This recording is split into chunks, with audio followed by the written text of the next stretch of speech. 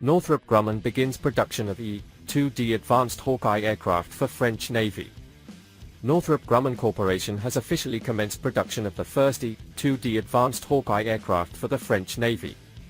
The milestone was marked by a ceremony at the company's St. Augustine manufacturing facility, attended by representatives from the French Navy, Northrop Grumman, Naval Air Systems Command, and the U.S. Navy's International Programs Office.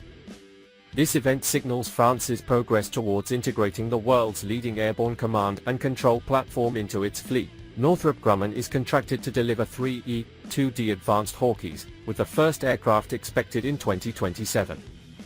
The E-2D Advanced Hawkeye will replace the French Navy's E-2C Hawkeye 2000 fleet, which has served for over 25 years. The new aircraft features significant technological advancements, including aerial refueling capabilities, enhancing operational flexibility and endurance.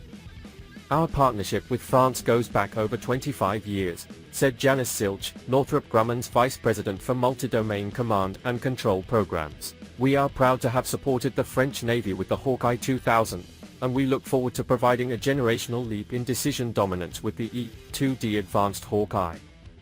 Since entering service with the French Navy in 1998, the E-2C Hawkeye 2000 has been a vital component of air defense operations, supporting the Charles de Gaulle Carrier Strike Group.